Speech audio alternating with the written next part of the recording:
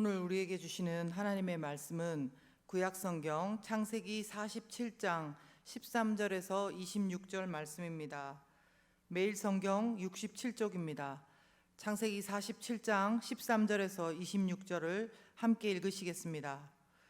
기근이 더욱 심하여 사방에 먹을 것이 없고 애굽 땅과 가나안 땅이 기근으로 황폐하니 요셉이 곡식을 팔아 애굽 땅과 가나안 땅에 있는 돈을 모두 거두어 드리고 그 돈을 바로의 궁으로 가져가니 애굽 땅과 가나안 땅에 돈이 떨어진지라. 애굽 백성이 다 요셉에게 와서 이르되 돈이 떨어졌사오니 우리에게 먹을거리를 주소서. 어찌 주 앞에서 죽으리이까. 요셉이 이르되 너희의 가축을 내라. 돈이 떨어졌은즉 내가 너희의 가축과 바꾸어 주리라. 그들이 그들의 가축을 요셉에게 끌어오는지라.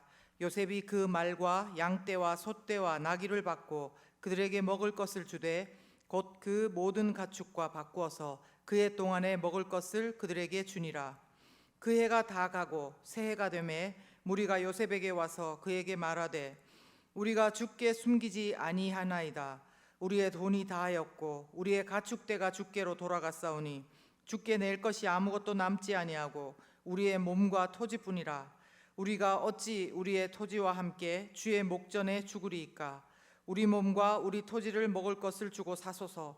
우리가 토지와 함께 바로의 종이 되리니 우리에게 종자를 주시면 우리가 살고 죽지 아니하며 토지도 황폐하게 되지 아니하리이다.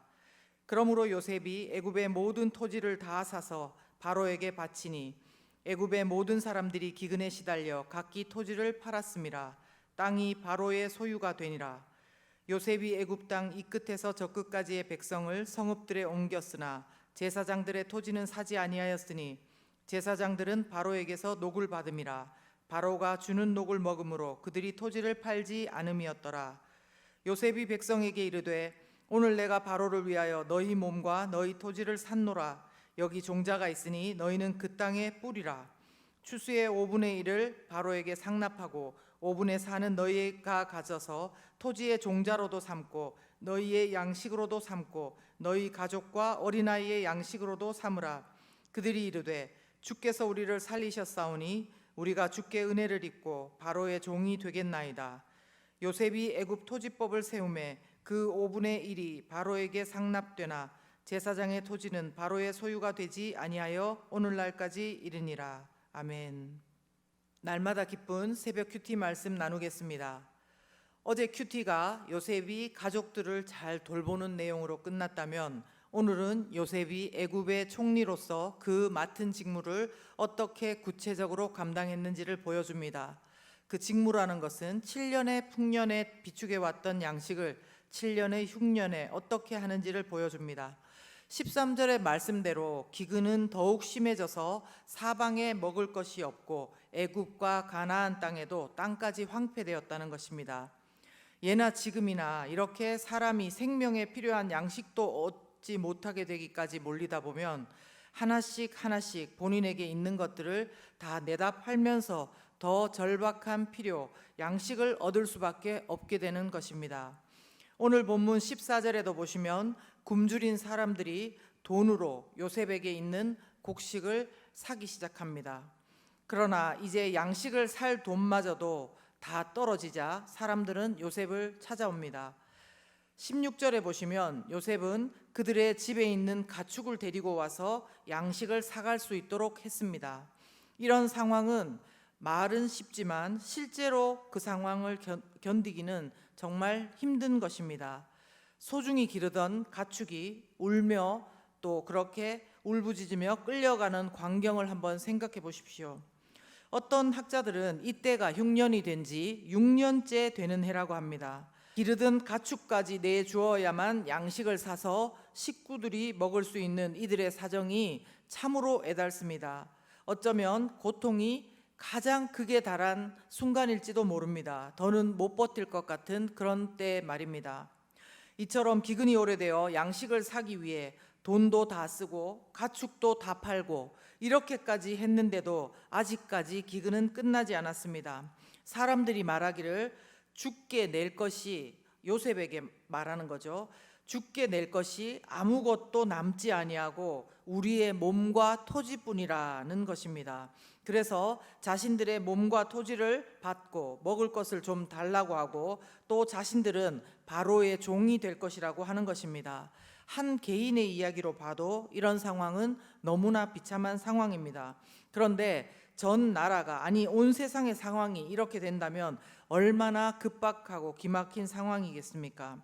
보통은 이럴 때 제가 너무 비약해서 말하는지는 모르지만 나라적으로 본다면 쿠데타가 일어날 수 있는 상황인 것입니다. 특별히 이럴 때에 어떤 개인이 이를 통해서 부를 축적하거나 할 때는 사람들의 분노가 극에 달함을 우리는 역사를 통해서 많이 보아왔습니다. 그런데 요셉은 이렇게 비축해 둔 양식을 팔면서 들어온 돈과 가축과 사람들과 토지를 본인에게 돌린 것이 아니라 바로의 궁, 즉 모두 국가의 소유로 돌리면서 애굽의 내실을 더욱 다지게 됩니다.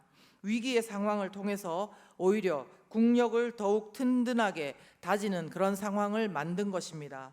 뿐만 아니라 요셉은 이들이 얻어간 종자를 뿌려서 얻는 수확의 5분의 1을 바로에게 바치고 또 5분의 4는 그들을 위해, 그들의 가족들을 위해 사용하게 함으로써 사람들의 마음을 안정시키고 만지고 공의도 세우는 애굽의 토지법을 만든 것입니다. 하나님의 영에 감동된 사람의 탁월함을 볼 수 있는 본문이었습니다. 그런데 이것 외에 요셉의 행동을 통해서 우리가 더 생각해 볼 교훈이 있습니다. 뭐냐면요, 요셉이 양식을 공짜로 나누어 준 것이 아니라 대가를 치르고 분명한 값을 지불하고 사가도록 했다는 것입니다. 얼핏 생각하기에는 이것이 장사를 하는 것처럼 보일 수 있습니다. 그러나 성경 이곳저곳에서 강조되고 있는 하나님의 사람들의 태도가 있다면 오늘 본문처럼 일정한 대가를 치르고 필요한 것을 사도록 한 것입니다. 창세기 23장에서 아브라함이 사라의 장례를 위해서 땅을 사려고 합니다. 헷 족속에서 사려고 하는데 헷 족속은 말하기를 당신은 우리 가운데 있는 하나님이 세운 지도자시니 우리 묘실 중에서 좋은 것을 택하여 당신의 죽은 자를 장사하소서. 우리 중에서 자기 묘실에 당신의 죽은 자 장사함을 금할 자가 없으리이다. 이렇게 몇 번이나 그냥 주겠다고 아브라함에게 말합니다. 그러나 아브라함은 그에 상당하는 대가를 지불하고 막벨라 굴과 밭 등 매장지를 구한 예가 있습니다. 그리고 다윗 왕도 마찬가지입니다. 사무엘하 24장에 보시면 백성에게 내리는 재앙을 그치게 하기 위해서 아라우나 타작 마당에서 예배를 드리려고 합니다. 그래서 그 땅을 구입하려고 하는데 아라우나가 왕에게 그 마당을 그냥 쓰라고 이야기합니다. 그러나 다윗 왕은 그렇게 하지 않고 이에 합당한 값을 지불하고 그 마당을 사용한 것입니다. 무엇보다도 하나님께서도 대가를 지불하셨습니다. 우리 같은 구제불능의 죄인들에게 그냥 영원한 생명을 주지 않으시고 당신의 독생자 아들 예수님을 십자가에 죽으시도록 내어주셨습니다. 우리의 죄를 대속하기 위해서 말입니다. 그러실 이유도 없고 따지고 보면 그럴 필요도 없는 하나님이신데 그 하나님께서 우리를 사랑하시기에 우리를 위해서 가장 큰 대가를 지불하셨다는 사실입니다. 이렇게 꼭 치를 수밖에 없는 대가는 치루어져야 사랑과 공의가 완성이 되는 것입니다. 물론 우리는 우리 영원한 생명, 구원도 하나님 아버지께 공짜로 선물로 받았습니다. 이것 외에도 우리가 마시는 공기, 햇빛, 물도 하나님께서 거저 주셨습니다. 그뿐입니까? 우리 주변의 가족이나 친척, 지인들에게 사랑으로 그냥 받는 것들이 너무나 많습니다. 대가를 치루어야 하는 것은 마땅히 치르지만 또 이렇게 귀한 것을 귀한 것으로 받아들일 줄 아는 것이 바로 사랑을 할 줄 아는 사람의 모습이고 어떤 의미에서는 겸손인 것입니다.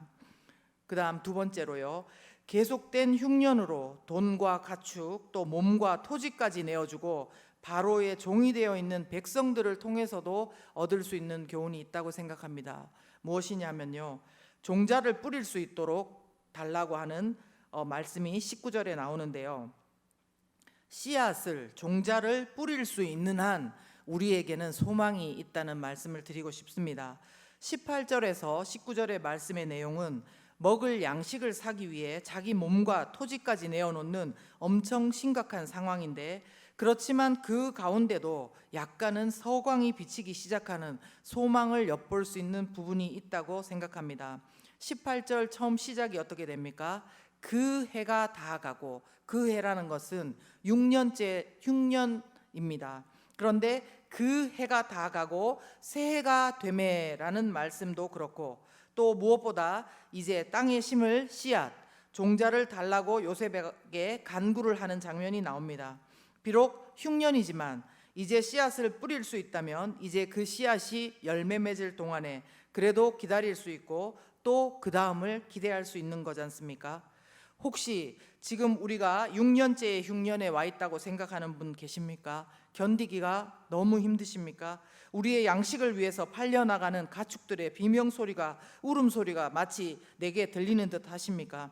그런데 이제 그 해가 다 가는 것입니다. 이제 그 해가 다 가고 새 해가 또 올 것입니다. 중요한 것은 무엇이냐면 우리에게 땅에 심을 씨앗, 종자가 있냐는 것입니다. 저와 여러분에게 이 씨앗, 종자는 무엇입니까? 어떤 사람들에게는 이것이 우리 마음밭에 뿌려질 말씀의 씨앗일 수 있을 것입니다. 그리고 또 어떤 사람들에게는 이것이 우리의 자녀, 특별히 믿음의 다음 세대일 수 있습니다. 그리고 또 어떤 사람들에게는 매일매일 153 기도회를 통해서, 그리고 큐티 기도회를 통해서 매일 심겨지는 기도라고 할 수 있습니다. 아시겠지만 무엇을 뿌리든지 뿌려진 씨앗이 땅에 제대로 심겨졌다면 지금은 어쩌면 흙 속에 가려서 그것이 제대로 자라는지 보이지 않을 수 있습니다. 우리가 잘 아는 고린도전서 3장 7절의 말씀 제가 한번 읽겠습니다. 심는 이나 물 주는 이는 아무것도 아니로되 오직 자라게 하시는 이는 하나님 뿐이니라. 아멘. 제가 오늘 본문을 통해서 만난 인간의 모습은 좀 여러 가지입니다. 말씀의 씨앗을 뿌리는 사람, 믿음의 다음 세대를 심는 사람, 오늘도 기도의 씨앗을 심는 사람, 그리고 마땅히 치러야 할 값진 대가를 치르는 사람. 그렇다면 또 오늘 본문에서 제가 만난 하나님의 모습은 우리가 심고 물 준 것을, 뿌린 것을 자라게 하시는 하나님, 그리고 무엇보다 대가를 치르시고 예수님이라는 대가를 치르시고 우리에게 구원을 주신 하나님입니다. 여러분이 만난 인간의 모습, 그리고 하나님의 모습은 어떻습니까? 우리 그 주신 말씀을 붙들고 함께 기도하겠습니다.